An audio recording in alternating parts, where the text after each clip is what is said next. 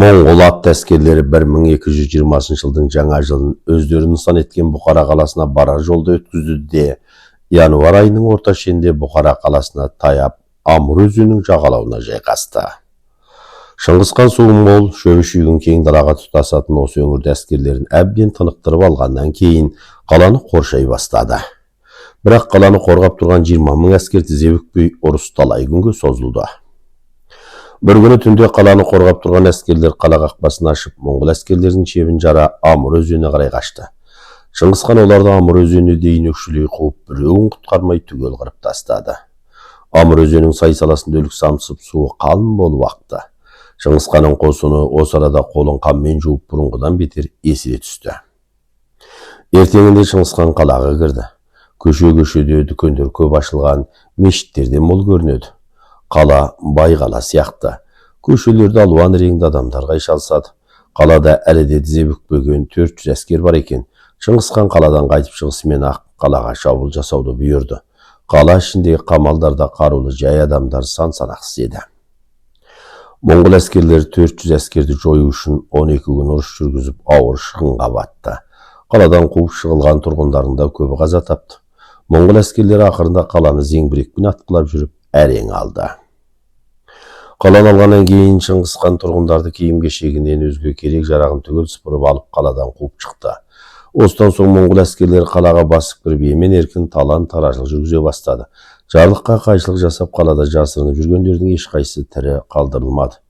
Шыңғысхан қала сыртына жиналған тұрғындар арасындағы әйелдердің бәрін әскерлерін үлестіріп берді. Олар әйелдерге тапа-тал түсте басқыншылық жасады. Еркектер тыққыштап жүрген бағалы бұйымдарын тапсырып беріп, әскери жұмысқа салынды. Шыңғысхан қаладан аттанарда жан баласы қалмаған осы қаланың күлін көк күшіруді бұйырып, өзіне қарсылық жасаған қаланың бәрі осының аяғын құшатынын жария етті. Шыңғысхан Бұқара қаласы өртке оранып жатқан шақта мұнанда үлкен қалаға Самарқанға қарай бет алды. Олар 5 күн бойы жол шекті. Бұл кезде моңғол әскерлері қолдарын ылғи қанмен жуып, көзінен от шашыраған жыртқыш аң секілденіп алған болатын. Қатаң тәртіпке бағынып сап түзеп жүрген ерекшеліктер ғана жыртқыш аңнан парықтандырар еді. Айла түндер жол шеккенде қалың қолдың көлеңкесі чөлейтті далаға бадырая түседі. Бұқара қаласынан әскерлікке алынған көк көзді кісілер чөлейт жорғына шыдай алмай, бастары айналып талып жығыла берді. Олардың басы сол жығылған жерінде кесіліп жатты. Жалпақ шөлейтті, иен даланы, тау-тасты арттарына тастай жорық шеккен әскерлер ойпаттың ортан белінде жатқан Самарқан қаласын әлденеше күннен соң әрең көрді. Самарқан қаласы араны ашылып алған моңғол әскерлеріне дүниеде жоқ қаладай әсер етті. Қала айналасы масадай қолпырып, көк орманмен көмкеріліп тұр. Қаланы айнала ағатын Соғды өзенінің жағалауына жеміс-жидек егілген, тас керпіштен қалыңдатылып, биіктетіліп қаланған қорған, көркем алаптың ортасына салынған осынау қаланы моңғол әскерлеріне алдырмастай еді. Шыңғысхан Самарқанға жорық жасар алдында Бұқара қаласы мен Самарқан қаласының аралығындағы екі қалаға екі топ қосын аттандырған болатын. Соғды өзенінің жағасына түскен негізгі қосынға осы екі қаланың алынғандық жөнінде хабар келіп жетті. Самарқан қаласын 40 мың әскер қорғап тұрған. Оларға Хорезмнің таңдаулы сардарлары қолбасшылық еткен еді. Шыңғысхан дереу шабуылға шықпай Соғды өзенінің жағасында әскерлерін жаттықтыруға кірісті. Ол Соғды өзенінің жағасында жатқан кезде Сырдария бойындағы қалаларды бағындыруға аттанған 3-ші қосын өз міндетін орындап, осы негізгі қосынға келіп қосылды. Жошының қосыны бәрінен бұрын жетті. Жошы ұрысқа кіріскен жарым жыл ішінде Сығанақ қаласын алған. Оның маңындағы 3 қаланы ойрандап, мал-мүлкін тонаған. Жент қаласын бағындырып, Сырдарияның төменгі ағарындағы кең байтақ өңірді өзіне қаратқан еді. Бұл жолғы ұрыста ол қарсыласқандардың қанын судай шашып, тұқымын тұздай құртты. Әсіресе Сығанақ қаласының тұрғындарын қынадай қырды. Жошы қосынның оралғанына 10 күн толған кезде Шыңғысханның елшілері өлтірілген. Осы соғыстың басталуына себепкер болған Отырар қаласын басып алуға аттанған Шағатай мен Үгедей қосыны қайтып оралды. Моңғол әскерлері бұл қаланы 5 ай бойы ұрыс жүргізіп барып әрең алды. Қаланың орталық көшелерін айға созылған қиян-кескі ұрыстан соң бағындырды. Олар қала тұрғындарының тең жарымын қырып тастап, тең жарымын қала бастығы Қайырхан Сұлтанмен қоса Самарқан қаласына жеткізді. Шыңғысхан Қайырхан Сұлтанмен кездеспей оны өлтіріп тастауды бұйырды. Қол-аяғы байлаулы тұрған Қайырхан қазанда балқытылып жатқан күмісті көріп, қасындағы бір әскерден мұны не қыласыңдар деп сұрағанда, ол «Сенің аузы-мұрның құлағыңа құямыз» деп жауап қайырды. Қайырхан Сұлтан осы тәсілмен өлтірілді. Тағы да 10 күн уақыт өткеннен кейін 3 жас сардардың қолбасшылығындағы қосынды оралды. Бұлардың жалпы әскері 5000-нан аспағанымен ылғи ер жүрек батырлар болатын. Олар шапшаң қимылдап алдымен Бенакет қаласын алып, тұрғындарын қаладан қуып шықты. Әскерлерін түгел жойды. Онан соң Сырдарияның орта қарындағы қорғанысы берік Хотжент қаласына жетіп, қала қорғаушы Сардар Темір Мәлікпен ұзақ шайқасты. Ақырында жаудың қайықтарына түсіп қаланы басып алды. Бұлардың бар міні Темір Мәлікті ұстай алмай қалғандық еді. Жан-жаққа аттанған қосын тұтқындарын айдап олжаға түсірген дүние мүлкін артынып-тартынып бір-ақ жиналды. Соғды өзенің жағасына алуан ұлт әскерлері топталып, бұл дүниеде осынша көп ұлт бар моңғол әскерлер сонда білді. 3 топ әскер түгел оралып бас қосқан соң Шыңғысхан Самарқанды қоя тұруда, Амур өзенінің арғы жағалауында жасырынып жатқан Хорезм Шахмұхаммедті өкшелей соққылауды ұйғарып, 2 топ әскерді осыған шығарды. Мұның біреу Жебенің қолбасшылығындағы топ, енді біреу Сүбетей қолбасшылығындағы топ еді. Шыңғысхан өзінің ең сенімді 2 сардарына «Екеуіңнің қосының 2 жаққа атылған жебеше ілгерілейтін болсын. Бірақ мақсаттарың біреу-ақ. Мұхаммедтің әскерін қуа соққылап жермен жексен етесіңдер. Ірі қосынға тап болсаңдар, алдарыңа соғыспай хабарласып тұрыңдар. Жау шегінсе, тыныс аларлық мұрса бермей соққылаңдар.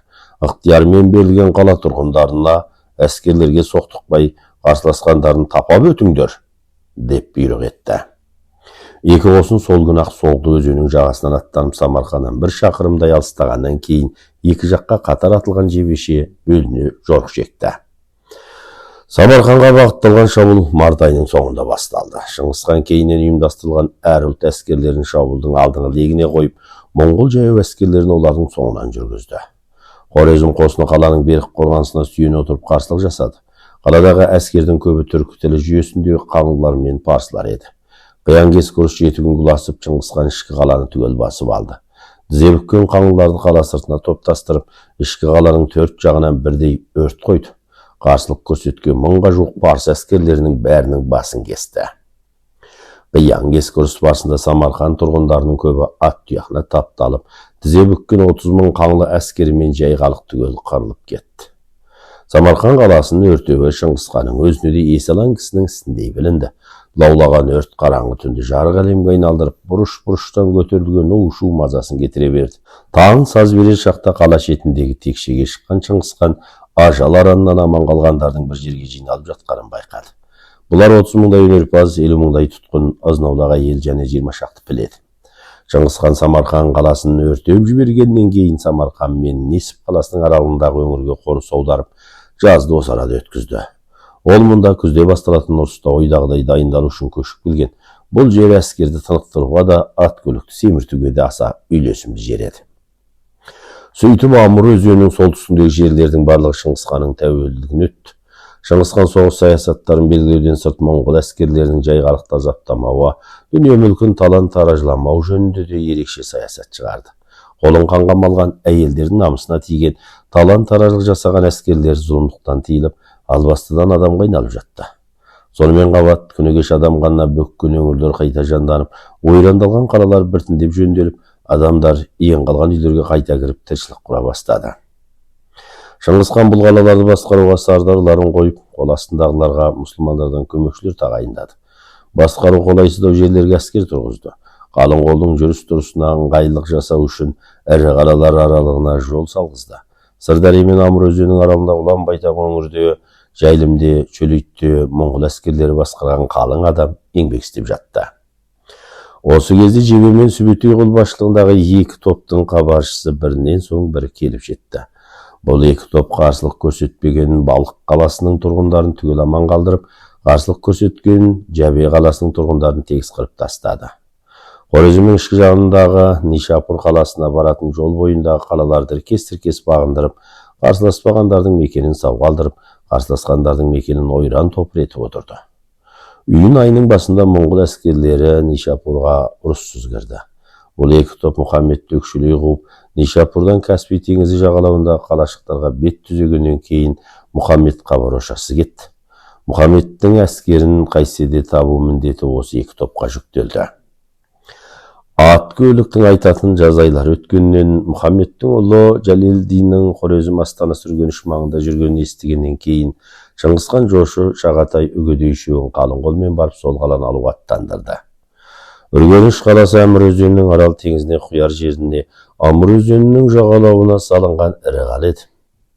Моңғол әскерлер өзеннің қалаға тұтасатын жерінен басып кірмек болып ұмтылғанымен 3000 әскерінен айырылып қайта шегінді. Қала қорғанның мықтылығы, қала қорғаушылардың қажырлығы себепті моңғол әскерлері 6 ай бойы қоршап жатқанмен қаланы ала алмады. Қоршау ұрысын жүргізген сайын қатты шығындара түсті. Көп әскер қырылып жатқанның өзінде де ұрыстың жеңіспен тәмамдалмауының себебі тұңғышы жошы мен екінші Шағатайдың берекесіздік екенін аңғарған Шыңғысхан қосынның қолбасшылық билігін үгедейге беруді ұйғарды. Үгедей әкесі Шыңғысханның талабы бойынша екі ағасын жарастырып кеңесіп отыру қажеттігін айтты. Мұнан соң ол Хорезмнің астанасына шабуыл жасады. Қаладағылар күшті қарсылық көрсетіп, бірер алапты алу үшін де қыруар күш жұмсалып, өлік таудай болып үйілді. Моңғол әскерлері 1221 жылдың апрель айында Үргеніш қаласын басып алды да, тұрғын халық пен әскер арасындағы 100 000 қолөнершіні қосынға қабылдап, өзгесін түгел қырып тастады. 50 мыңдай ғана моңғол әскерлерінің әрбіреуі жат ұлттардың 24 адамына қарсы ұрысып, қатты қалжырап, қанға боялып шықты. Қанды қырғын аяқтағаннан кейін моңғол әскерлері Амур өзенінің тоспасын жырып, қалың өлікпен үйлерді, дүние мүлікті түгел суға ағызып жіберді. Ұрыс ұзаққа созылғандықтан дүние мүліктің жабдықтардың бәріне қымбаттасып қалған еді. Оларға моңғол әскерлерінің зауқы соқпады. Осыншалық қиян-кескі ұрыс жүргізгенімен олар ержүрек қолбасшы Жалелдинді қолға түсіре алмады. Шыңғысхан Үргеніш қаласының алынғаны туралы хабарды естігеннен кейін Амур өзенінің жағалауындағы жайылымға көшті. Шағатай мен үгедей жарым жылдан соң орда оралды да, жошы Үргеніш қаласын алғаннан кейін екінісінен бөлініп Сырдарияның солтүстігіндегі жерлерді бағындыруға жөнелді. Бұл жолы ол Шыңғысханның рұқсатынсыз кетті. Шыңғысхан бұл жайтты Шағатай мен үгедейден естігенде ашудан жарылып кете жаздады. Бірақ басқаша қимыл жасамады. Бұл туралы өзге сөзді айтпады. Жошының өзінің бұйрығынсыз аттануы теріс болғанымен, бұл міндетті ол орындамаса бәрібір өзге біреу орындар еді. Сондықтан Шыңғысханның ашуы шапшаң басылды. Шыңғысхан әр ұлттан құралған, еселеп артқан қосынын осы арада демалдырып, ретке сала бастады. Кенже ұлы Төлені Жалелдинді ұстап әкелуге аттандырды. Жаз маусымы аяқтаған соң Шыңғысхан Амур өзенінің солтүстік жағындағы қалаларға шабуыл жасап, бір қыдыру қаланы бойсындырғаннан кейін ордасын Амур өзенінің жағалауына көшірді. Төле Жалелдинді өкшелей қуып жол жөнекей әлденеше қаланы бағындырды, бірақ Жалелдиннің өзін қолға түсіре алмады. Ұлын ханымның қолында өскен Шиге Қодық Пруанда Жалелдиннен жеңіліп қалды. Моңғол әскерлерінің ұрыс басталғаннан бергі ең үлкен жеңіліс осы еді. Қоластындағы әскерінің көбінен айырылған Шиге Қодық Шыңғысханның алдына келіп жеңіліс жазасын күтті. Шыңғысхан оны жазғырғанның орнына: «Шиге Қодығым, сен ылғи жеңіске ғана дағдыланып, аса күрделі жапа машақатсыз жағдайларды әлі басыңнан кешірген жоқсың. Жеңілістен тәжірибе сабақ қорытсаң болғаны», деп ақыл айтты. Мұнысы Шиге Қодықты қорғаштағандық емес, оны тәрбиелеген шешесі ұлынды қадірлегендік еді. Шиге Қодық жеңілісінен көп өтпей-ақ Шыңғысхан осы жылдың февралында Каспий теңізінің бір аралына қашып барған Мұхаммедтің науқастан қайтыс болғанын естіді. Мұхаммедті қуып кеткен жебе мен Сүбеті енді жаңа міндет қабылдау, онан арық жорық жасау үшін Шыңғысханға хабаршы жіберіп нұсқау сұрады. Олар қалың қосынды Кавказ тауынан ары асырмақшы еді. Шыңғысхан моңғолдың сайлау тек сардары өз нұсқауы жеткенше қалың қолын Қара теңіз бен Каспий теңізінің аралығындағы өңірлерге апарып үлгерерін ойламаған болатын. Қайта кеткен хабаршының оларды қуып жетеріне де көз жете алмады. Шыңғысхан оларды алғаш аттандырғанында екі жаққа атылған жебеше ілгерілеңдер деп бұйырған ұмытпаған кеңістікті қақ жара ұшатындығы табиғи.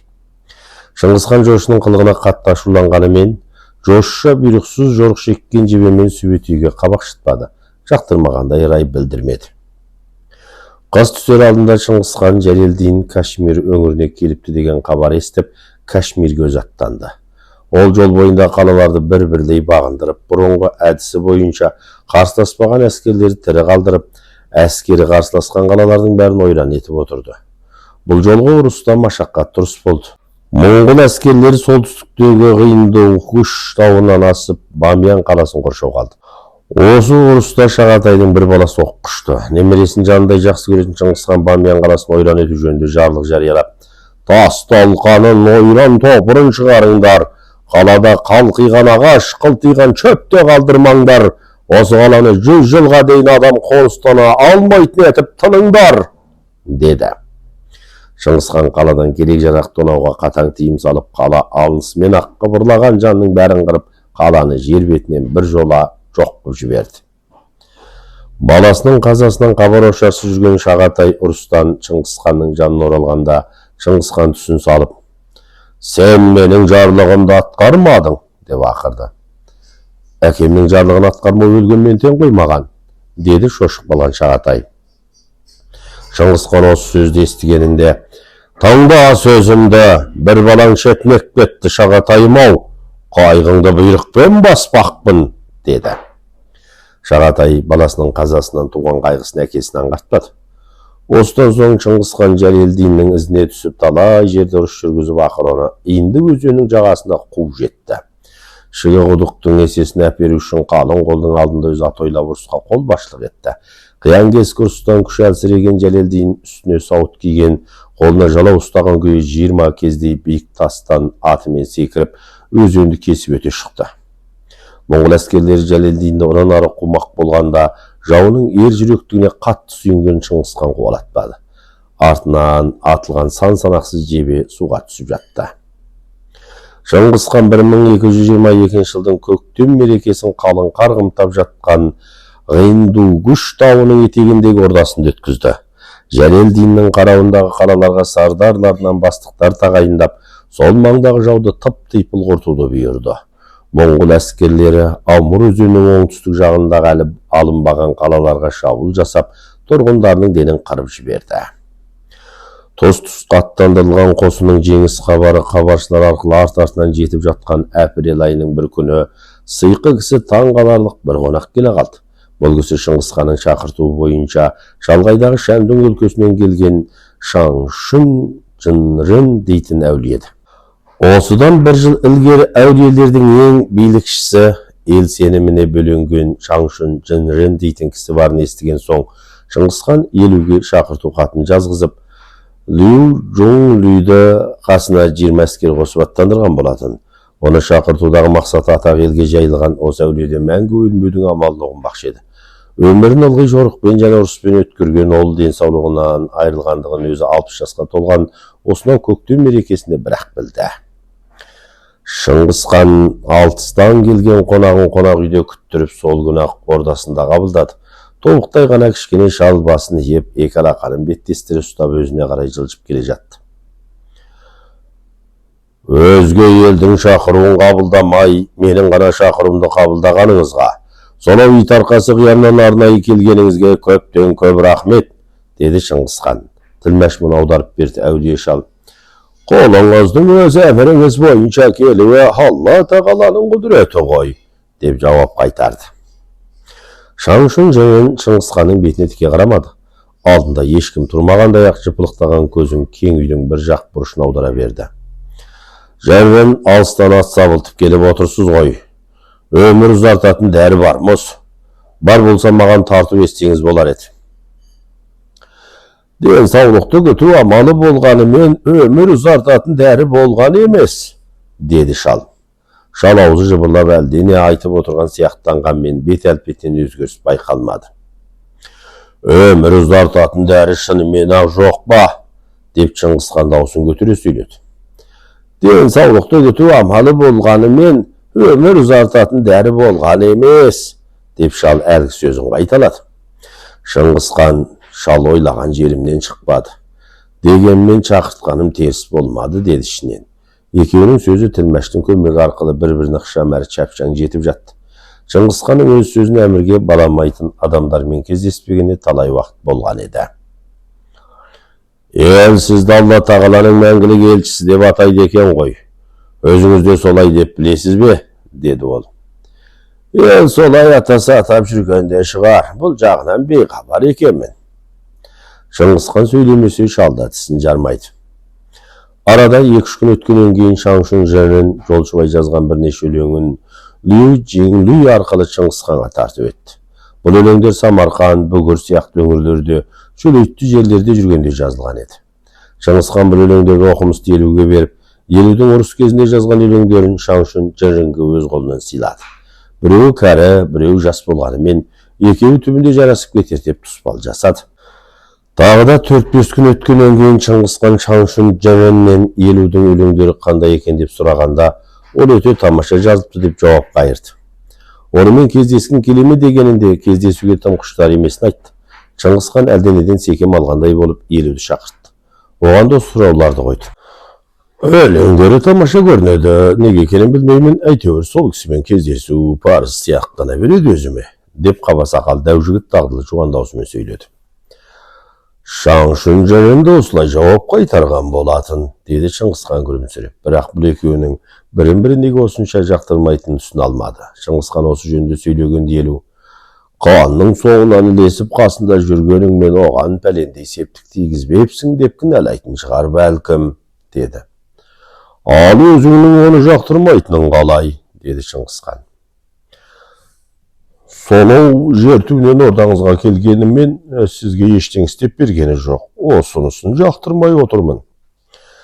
Ештеңе істеп бергені жоқ дегенде нені айтпақсың, деп Шыңғысхан шұқшия түсті. Ол дияр тақсыр, өзіңіздің ұлы есіміңізді тарихтан өшіру жолында ештеңе істегісі келмейді. Менің есімімді тарихтан не өшіреді екен? Менің есімім Моңғолдың есімі, тарихтан мәңгі өшпейді, деді Шыңғысхан өңі құбылып. Елу байыпты әлпетінен жазбады. Әрине есіміңіздің тарихқа жазылмауы өкінішті жайт болар. Бұл өзіңіздің қол астыңыздағы әскерлеріңіздің ел жұртты қынадай қырғандығының салдары ғой, деді ол. Шыңғысхан өңі құлқылданып, қол-аяғы дірілдеп орнынан қарғып түрегелді де қасындағы үйге кірді. Сәлден соң өңіне қан жүгіре қайта оралып, өлім жазасына бұйырсам да болар еді. Жазаны өз сөзің жеңілдетті. Лайықты жаза кесілгенше қамауда боласың, деді. Чөн жосықты білмейтін сілімтік, деп қарқылдай күлді сонан соң. Елудің сөзі шымбайына батып, көңіліне қаяу салғанымен Шыңғысхан өзі ұнатып қасын алған бұл жігітті онан ары сөк алмады. 2-3 күннен кейін ол Елуді шақыртып алып, жоқта жырынның діни сабағын тыңдамақпын, сен қасымда боласың, деді. Бұл Елу үшін ауыр жаз еді. Жырынның сабағын шет адамдардан Тиян Жинхай, Лю Жоңлүй, Ін Лишяндар елшінен тағы 3 кісі естелік алатын ұйғарылып, Елуде қатынасатын болды. Шыңғысханның 2 бақас қаламгердің басын қосу ниеті ұйғырлардың көтерілісі салдарынан жарым жыл кешеуілдеді. Шыңғысхан көтерілісті жаншықтауға өзі аттануды ұйғарып, Шаңшун жырынның діни сабағын жарым жылдан кейін октябрь айының сәтті бір шақтарында тыңдауға келісті. Оған дейін Самарқанда тұруды өтініш еткен жырын 1000-ға жуық атты әскердің қорғауымен 20 неше күндік жерде жатқан соғыс өрті басылған солтүстік қаласына жол шекті.